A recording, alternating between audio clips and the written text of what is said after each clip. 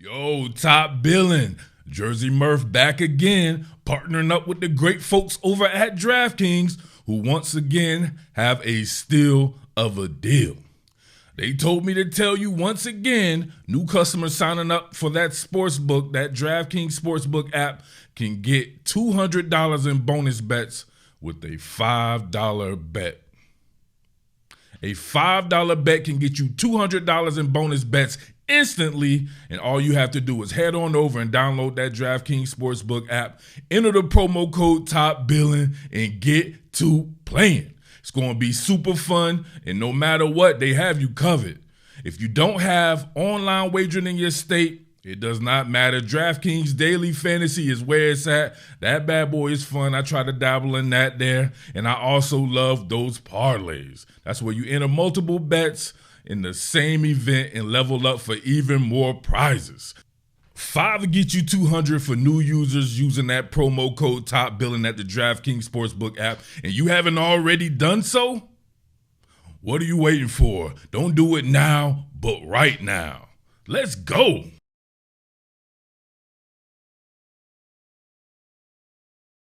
What more can I say? Top Billin. All right, y'all, fly, Eagles, fly. I have to say it.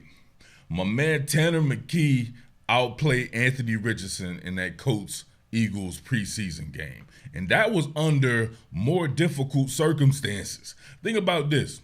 The Colts ran with their number ones. I could not believe seeing DeForest Buckner out there and Blackman and Franklin.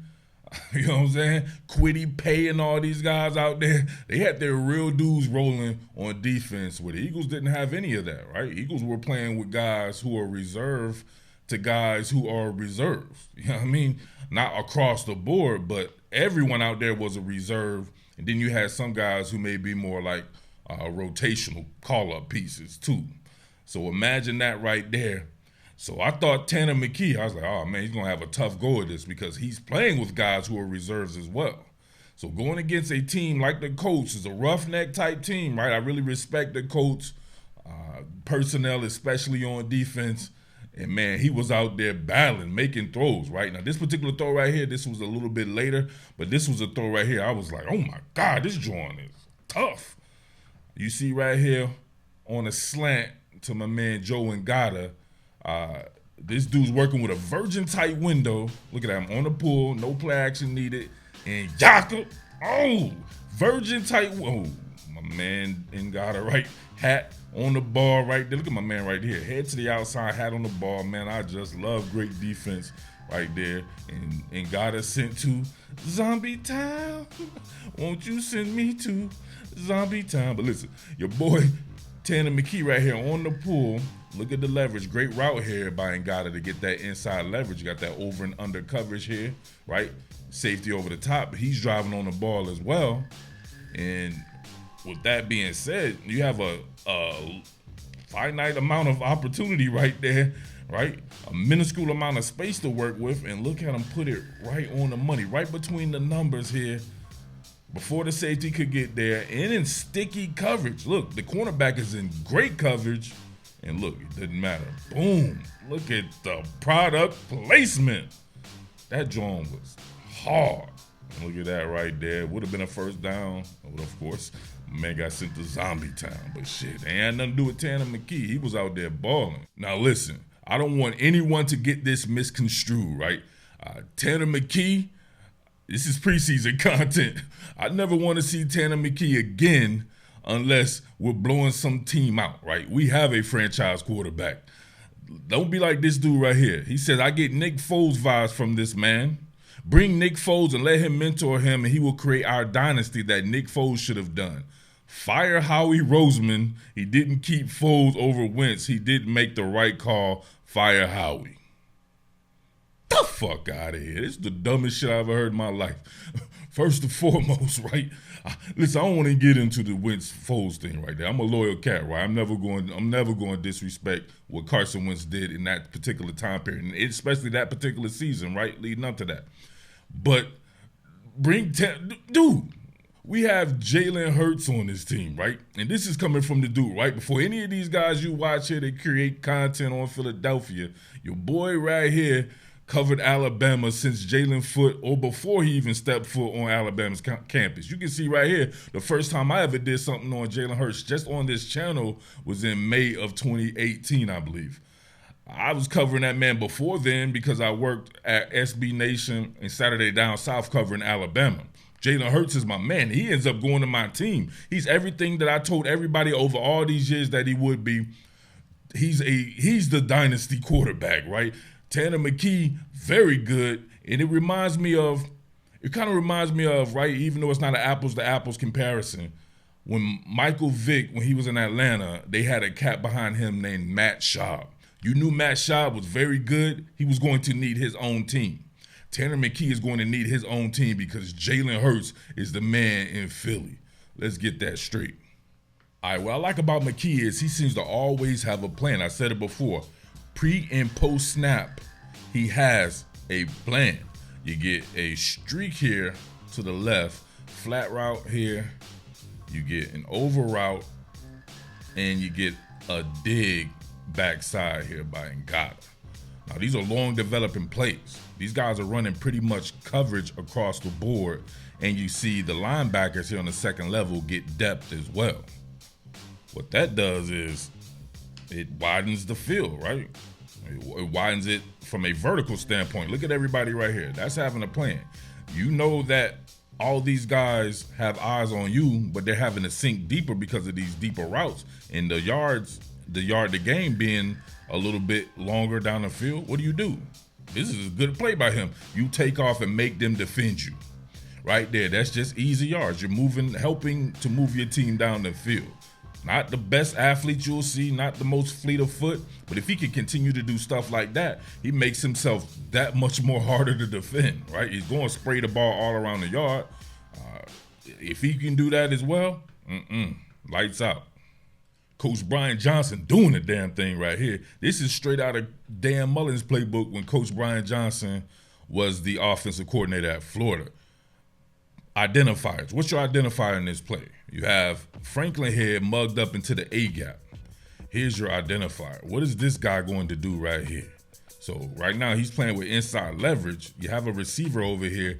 You know if you motion in Allen, motion the tight, and the cornerback traveled with him in his man coverage, you just want to know what this guy's going to do. Is he going to stay here and maybe cover the flat?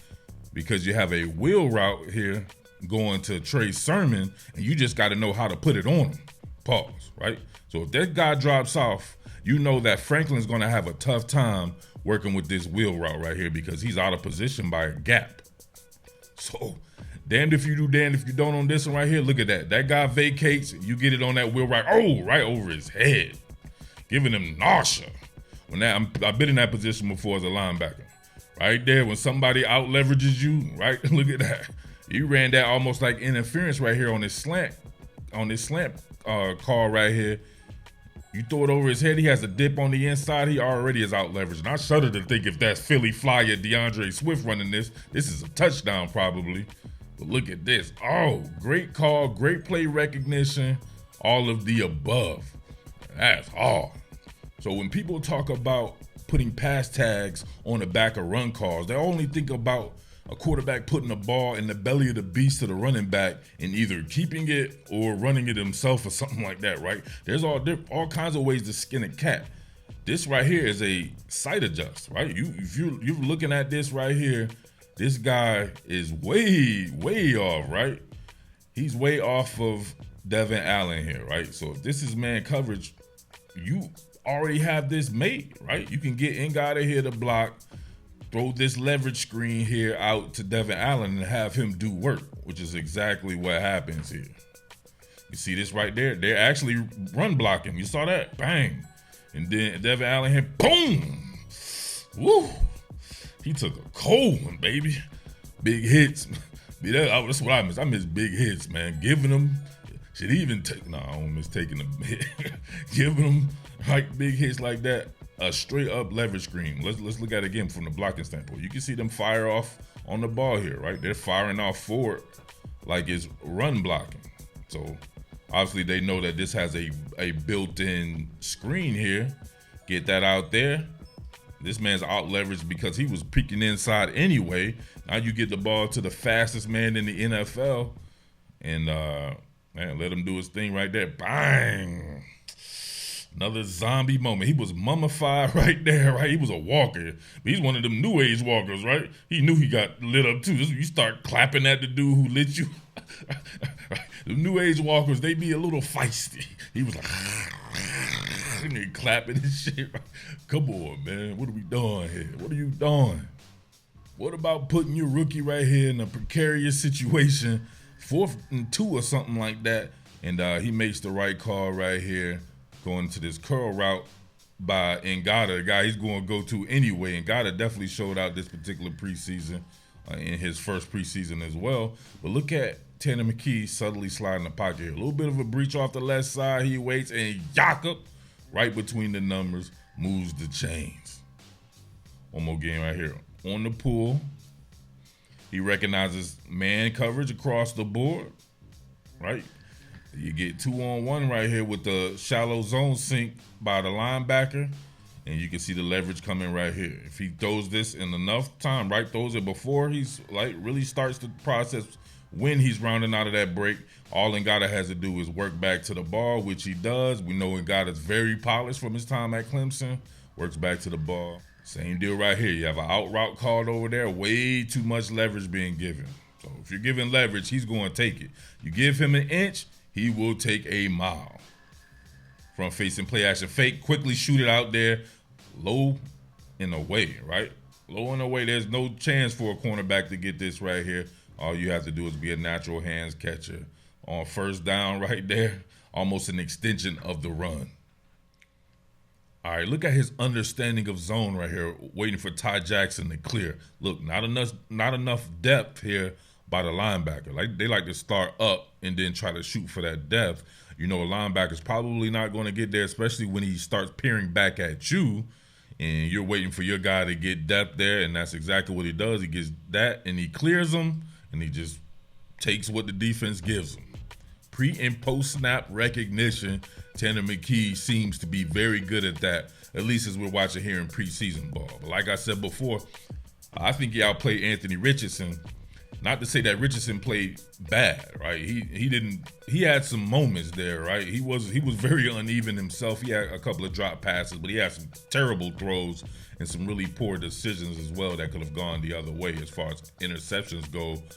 But Tanner McKee just looked solid all the way through. Even when he was going against the first team there, it was a lot tougher on him, but you could still see the bones of somebody who, if you had to put him in, he probably could be okay, especially if you factor in him then getting a chance to play with better personnel on offense. So I don't know what that means for Marcus Mariota there.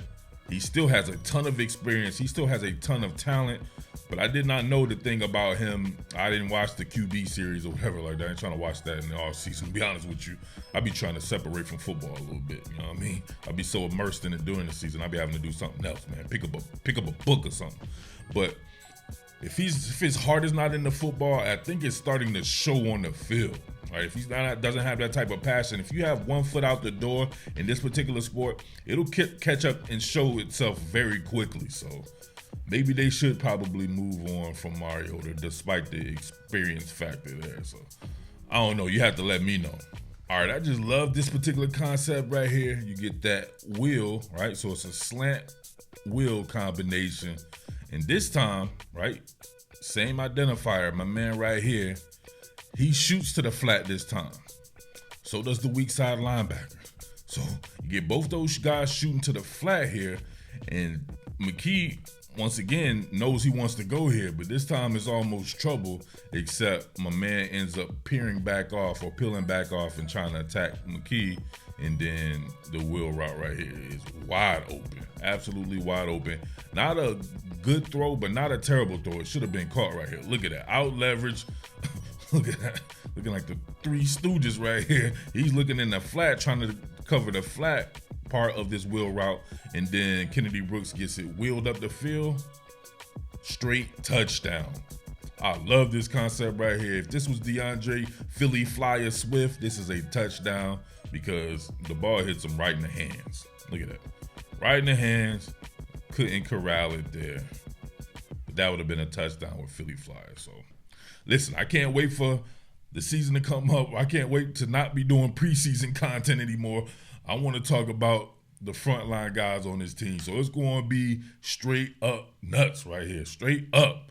Tell a friend that this is going to be the best Philly content you can find on the web. A lot of cats out there faking the fun, but you know you're getting the real from me, speaking from experience and speaking from South Jersey, baby. So everybody, you know the deal. Cumberland County stand up.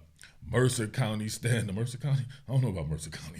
I don't know if you guys need to stand up. Some of you guys might not actually be Philly fans there. But listen, shout outs to Camden County, Atlantic County. Shout outs to Egg Harbor Township. Shout outs to Millville, Violent, Bridgeton, Cherry Hill, Salem County, the entire Delaware, specifically Newark, Christiana to Newcastle, Christiana, of course, Wilmington, big salute there, and South Philly stand up, the entire Philly, baby, the entire Delaware Valley. We in there, baby, all right?